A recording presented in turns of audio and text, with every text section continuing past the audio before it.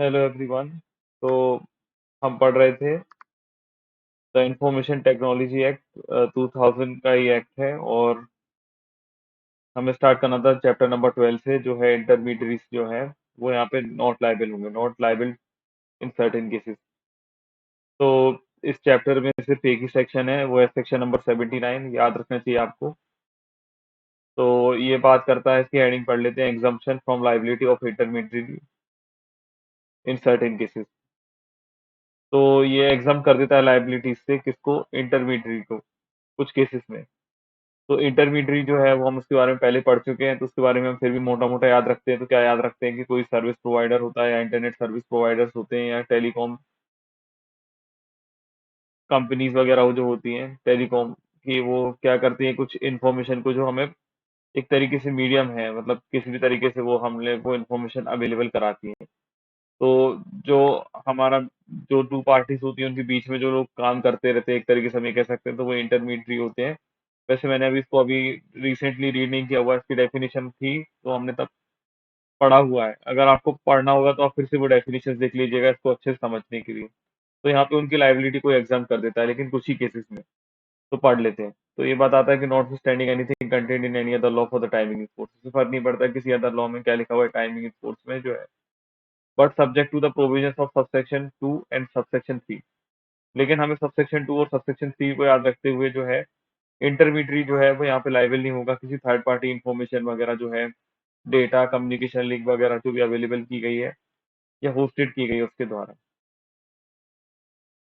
लेकिन सबसेक्शन 2 है कि जो प्रोविजंस होंगे सबसेक्शन 1 के, वो अप्लाई कब होंगे। तो सबसे पहले ये पॉइंट जो है उसमें लिखा हुआ है कि जो फंक्शन था सिर्फ जहाँ पे भी इंटरमीडिएट का बहुत लिमिटेड था, वो सिर्फ था provide to providing access to a communication system, सिर्फ एक्सेस प्रोवाइड करना किसी कम्युनिकेशन सिस्टम का, ओवर विच जिसमें यहाँ पे इंफॉर्मेशन वगैरह अवेलेबल हुई थी किसी थर्ड पार्टी को, जो कि वहाँ पे ट्रांसमिटेड थी, टेम्पररी स्टोर थी या होस्ट की गई थी।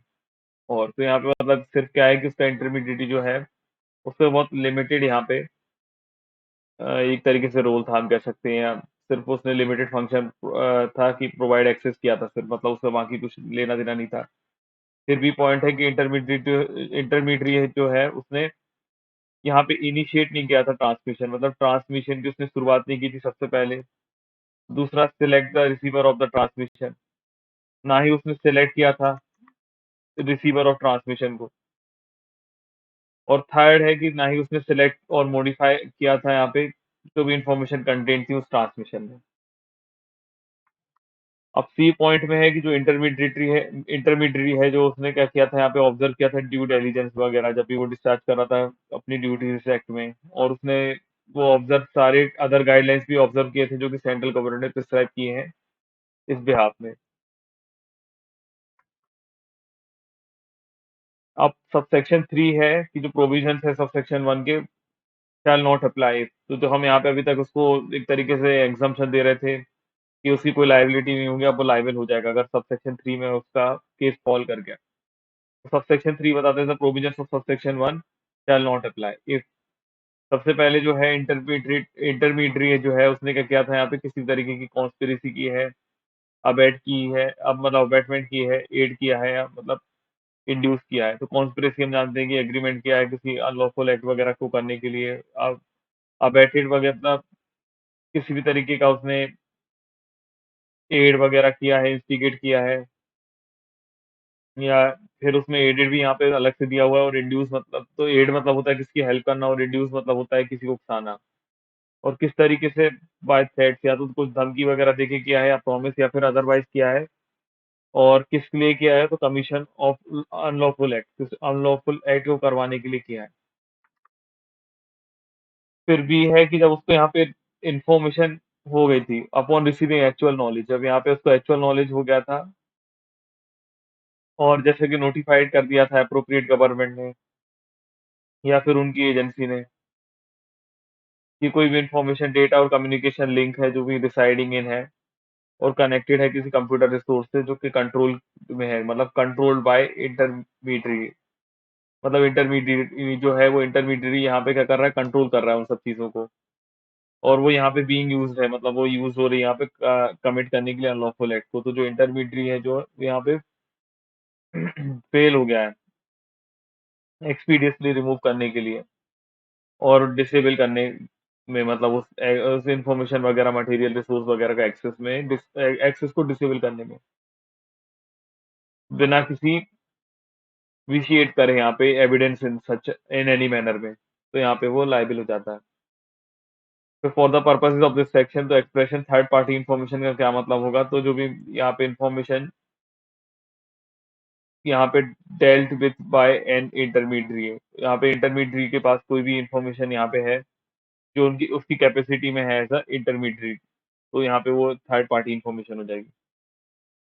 इंटरमीडियरी के पास उसके मतलब ऐसा इंटरमीडियरी उसके पास जो भी इंफॉर्मेशन है वो यहाँ पे लायबल हो जाएगा। अब इसके बाद हम यहाँ पे बहुत ही इंपॉर्टेंट केस है, KR Singhal versus Union of India. तो ये इसका जजमेंट आया था 24 मार्च 2015 को। तो इस केस में दो इश्यूज के ऊपर चैलेंज किया गया था, मतलब यहाँ पे दो जो सेक्शंस हैं सेक्ट के, उनकी कॉन्स्टिट्यूशनल वैलिडिटी को चैलेंज किया था। एक था सेक्शन 66 ए और एक है सेक्शन 79 के थर्ड सबसेक्शन का बी क्लॉज। तो ये वाला सेक्शन 66 ए जब मैंने आपको पढ़ाया था तब मैं इसको बताना भूल गया था कि जो सेक्शन 66 ए है हमारा इस एक्ट का, वो अनकॉन्स्टिट्यूशनल डिक्लेयर हो गया है। तो आप याद रखिएगा कि हमारा 66 ए क्या सेक्शन है, मैं पहले ही बता चुका हूँ, है या था जो भी मतलब। और अगर आपको पढ़ना है तो आप उस वीडियो को रेफर कीजिएगा, तो उस वीडियो में आपको उस ऑफेंस के बारे में पता चल जाएगा। 66 ए जो था उसमें कुछ ज्यादा बड़ी बात नहीं थी, उसमें सिर्फ ये बात बताई गई थी कि कोई भी अगर इंटरनेट पे कुछ ऐसी इन्फॉर्मेशन देता है जिससे किसी को इंसल्ट एनॉय वगैरह होता है, तो यहाँ पे वो एक तरीके से लाइबल हो जाता है। तो उससे रिलेटेड यहाँ पे था। तो यहाँ पे जो सुप्रीम कोर्ट का ये केस है, और यहाँ पे जो बेंच थी वो जस्टिस के रामेश्वर की और जस्टिस रोहिंटन फॉली एस नरीमन, जो दोनों जस्टिस थे हमारे, उन्हों के पास ये मैटर आया था। और इस केस में इश्यूज क्या थे कि जो सबसे पहले section 66 A of information technology act, मतलब जो एक्ट हम पढ़ रहे हैं उसका, वो कॉन्स्टिट्यूशनली वैलिड है या नहीं। और फिर जो सेक्शन 69 ए है उसमें जो रूल्स दिए गए हैं वो अनकॉन्स्टिट्यूशनल है या नहीं है। और उसमें चैलेंज किया गया था कि सेक्शन 79 क्लॉज सॉरी सबसेक्शन 3 का क्लॉज बी का जो है, जिसमें इंटरमीडिएटरी गाइडलाइंस रूल्स 2011 है, वो कॉन्स्टिट्यूशनली वैलिड होना चाहिए या नहीं होना चाहिए। तो इस केस के फैक्ट ये थे कि इसको यहाँ पे जो सेक्शन 66 ए हम बोल रहे हैं इसके बारे में चैलेंज किया गया था कि जो अपना कॉन्स्टिट्यूशनल लॉ है उसमें यहाँ पे ये ओपन नहीं है किसी भी तरीके से कि जो सेक्शन 19 का आर्टिकल 19 का क्लॉज 1 का ए जो है वो बोलता है कि freedom of speech and expression. Freedom of speech and expression का हर किसी पर्टिकुलर पर्सन के पास राइट होता है। अब अगर स्टेट चाहता है तो यहाँ पे रीजनेबल रिस्ट्रिक्शंस लगा सकता है आर्टिकल 19 के सब क्लॉज 2 में। लेकिन जो रिस्ट्रिक्शंस यहाँ पे लगाई जा सकती हैं वो किसी भी तरीके की इस तरीके से नहीं हो सकती कि उसमें किसी तरीके का रीजनेबल स्टैंडर्ड ही ना बताया गया हो। उसमें मतलब एक तरीके से सब तरीके से स्टेट को एक तरीके से बताना पड़ेगा ना कि क्या क्लासिफिकेशन होना चाहिए, क्या चीज़ एक रीजनेबल होना चाहिए और क्या चीज़ अनरीजनेबल लग रही है। तो इस केस में क्या हुआ था कि इसके बेसिस पे चैलेंज किया गया था कि जो भी इन्होंने यहाँ पे आर्टिकल 19 के 2 में यहाँ पे जो बताया हुआ है, जो अगर कोई भी लॉ को वायलेट करता है तो ये अनकॉन्स्टिट्यूशनल हो जाएगा एक तरीके से, सबसे पहले आप याद रखिएगा। क्योंकि जो पब्लिक ऑर्डर वगैरह जो उन्होंने बताया है वो यहाँ पे सिनोनिमस है पब्लिक ट्रैंक्विलिटी एंड सेफ्टी के लिए, लेकिन कोई रीजनेबल स्टैंडर्ड तो यहाँ पे बताया ही नहीं गया जिससे किसी गिल्ट को डिफाइन किया जाए और क्रिएट करा जाए उसका ऑफेंस। और किसी तरीके क्लियर गाइडलाइंस यहाँ पे है ही नहीं कि जिससे प्रोवाइड किया जाए कि लॉ अबाइडिंग सिटीजन और अथॉरिटी और जो लॉ वगैरह है वो उसको ऑफेंस कर रहे हैं, तो किस सिचुएशन में यहाँ पे उसके एक्सेप्शन तो होना चाहिए, क्योंकि यहाँ पे रीजनेबल रिस्ट्रिक्शंस बस वो लगा सकते हैं, वो भी किसको देख के कि सिक्योरिटी ऑफ स्टेट वगैरह, यूनिटी इंटेग्रिटी ऑफ इंडिया वगैरह को देख के। लेकिन यहाँ पे कुछ भी जो चीज़ें थी, वो यहाँ पे किसी तरीके की नो क्लियर गाइडेंस जो थी, वो यहाँ पे नहीं थी। मतलब किसी भी तरीके की क्लियर गाइडेंस नहीं बताई थी। तो यहाँ पे जो ऑफेंस था, ऐसा बताया मतलब यहाँ पे जो ऑफेंस है, वो यहाँ पे वैग है। मतलब यहाँ पे उसको समझने लायक नहीं है, वो अनक्लियर है। तो उसको स्ट्रक डाउन कर देना चाहिए क्योंकि वो अनरीज़नेबल एंड आर्बिट्रेरी लगता है।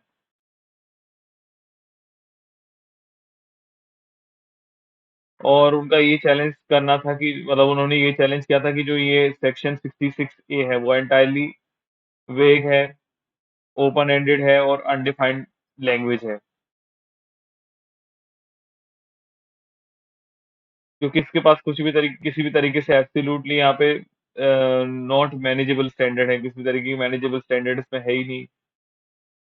और ये एक्सेसिवली है, आर्बिट्रेरी है और डिस्प्रोपोर्शनेटली है, और इससे सीज करता है किसी भी पर्सन का राइट टू स्पीच। एंड यहाँ पे आप सेट कर देता है रीजनेबल रिस्ट्रिक्शंस एंड राइट, जिसके ऊपर से यहाँ पे रीजनेबल रिस्ट्रिक्शन जो भी इम्पोज की जा सकती है, लेकिन जो रिस्ट्रिक्शन है यहाँ पे वो किसी भी तरीके का रीजनेबल नहीं है।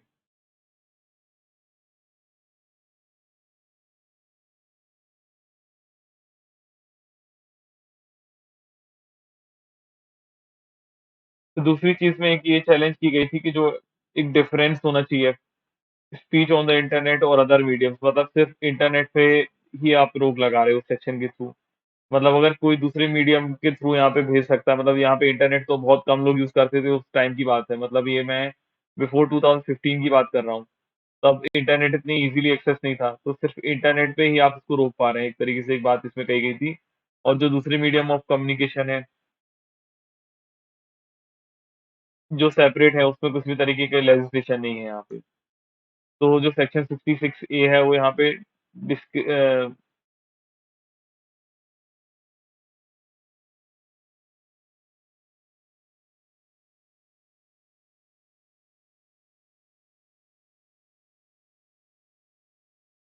तो यहाँ पे ये बताया गया था कि जो ये है, एक तरीके से आर्टिकल 14 का भी वॉयलेट हो रहा है यहाँ पे। मैं इसको नोट हटा देता हूँ, नोट नहीं आएगा यहाँ पे। तो यहाँ पे किसी भी तरीके का ये आर्टिकल 66 जो है, सॉरी सेक्शन 66 है, वो यहाँ पे डिस्क्रिमिनेटरी है अंडर आर्टिकल 14 में। तो इसको 66 ए को यहाँ पे स्टक डाउन कर देना चाहिए एंटायरली, क्योंकि ये वॉयलेटिव है आर्टिकल 19(1) ए का। और उसको सेव भी नहीं किया जा सकता अंडर आर्टिकल 19 की क्लॉज 2 में। तो यहाँ पे इसको डिक्लेयर कर दिया गया था एज डिक्लेयर्ड बाय, एक minute, as declared unconstitutional by supreme court.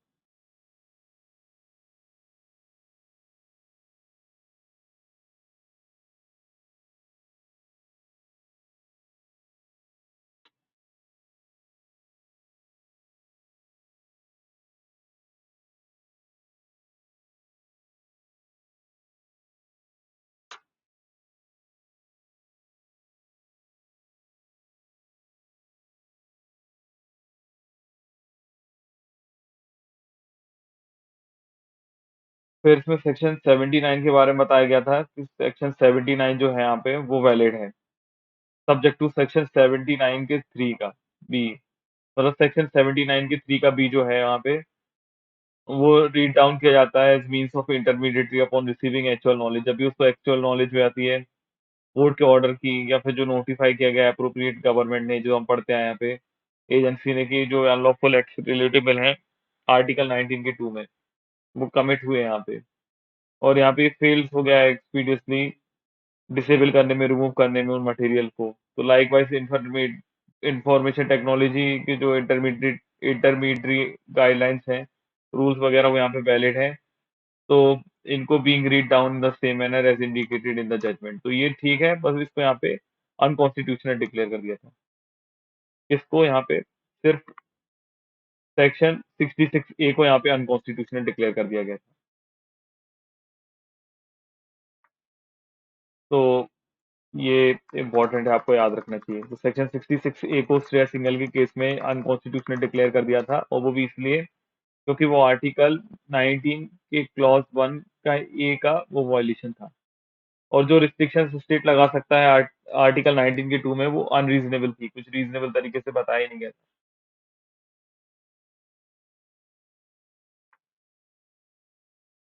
Chapter number 12A पढ़ लेते हैं, एग्जामिनर ऑफ इलेक्ट्रॉनिक एविडेंस।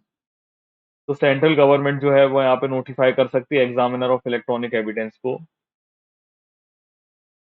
तो यहाँ पे सेक्शन 79A ही आता है, इसमें सिर्फ याद रखिएगा। चैप्टर नंबर 12A में यहाँ पे सेक्शन 79A ही आता है। तो सेंट्रल गवर्नमेंट जो है वो नोटिफाई कर सकती है एग्जामिनर ऑफ इलेक्ट्रॉनिक एविडेंस को। तो यहाँ पे सेंट्रल गवर्नमेंट में for the purpose of providing expert opinion. तो यहाँ पे सेंट्रल गवर्नमेंट किस पर्पस के लिए एक्सपर्ट ओपिनियन प्रोवाइड करने के लिए, इलेक्ट्रॉनिक फॉर्म के जो एविडेंस हैं उनसे रिलेटेड, बिफोर एनी कोर्ट, किसी भी कोर्ट या एनी अदर अथॉरिटी जो है जिसको नोटिफिकेशन इशू करके ऑफिशियल गैजेट में कोई भी department, body, agency of the government of the state है, या government as an examiner of electronic evidence. तो यहाँ पे सिर्फ इतनी सी बात की गई है कि सेंट्रल गवर्नमेंट जो है अगर provide for the purpose of providing, मतलब एक्सपर्ट ओपिनियन वगैरह देने के लिए यहाँ पे किसी भी चीज से रिलेटेड, मतलब इलेक्ट्रॉनिक फॉर्म के जो एविडेंस वगैरह हैं किसी भी कोर्ट या किसी अदर अथॉरिटी के पास देने के लिए, तो by notification in the official gazette में नोटिफिकेशन इशू करके किसी भी डिपार्टमेंट, बॉडी और एजेंसी के लिए सेंट्रल गवर्नमेंट की या फिर स्टेट गवर्नमेंट की अपॉइंट कर सकती हैं as an examiner of electronic evidence. फिर इसका एक्सप्लेनेशन है, for the purpose of this section, जो भी यहाँ पे इलेक्ट्रॉनिक फॉर्म के एविडेंस होंगे मींस एनी इंफॉर्मेशन। तो इलेक्ट्रॉनिक फॉर्म एविडेंस में क्या होगा, यहाँ पे कोई भी इंफॉर्मेशन ऑफ प्रोबेबिलिटी वैल्यू की होगी, जो कि आइदर या तो स्टोर्ड होगी या तो ट्रांसमिटेड होगी इन इलेक्ट्रॉनिक फॉर्म में। मतलब या तो वो स्टोर्ड होगी या ट्रांसमिट होगी किसी इलेक्ट्रॉनिक फॉर्म में, और उसमें इंक्लूड किया जाता है computer evidence, digital audio, digital video, cell phone और डिजिटल फैक्स मशीन वगैरह को। तो यहाँ पे मतलब बताया कि सेक्शन में जो यहाँ पे इलेक्ट्रॉनिक फॉर्म एविडेंस की हम बात कर रहे हैं उसमें क्या होगा, तो यहाँ पे कोई भी इंफॉर्मेशन जिसकी प्रोबेटिव वैल्यू है और वो आइदर या तो वो यहाँ पे स्टोर्ड है, ट्रांसमिटेड है किसी इलेक्ट्रॉनिक फॉर्म में, और उसमें इंक्लूड होता है computer evidence, digital audio, digital video, cell phone और डिजिटल टेक्स्ट मशीन वगैरह, ये सब चीजें इसमें आ जाती हैं। तो इस वीडियो में इतना ही, फिर नेक्स्ट वीडियो में हम मिसलेनियस बस रह गया उसको पढ़ते हैं।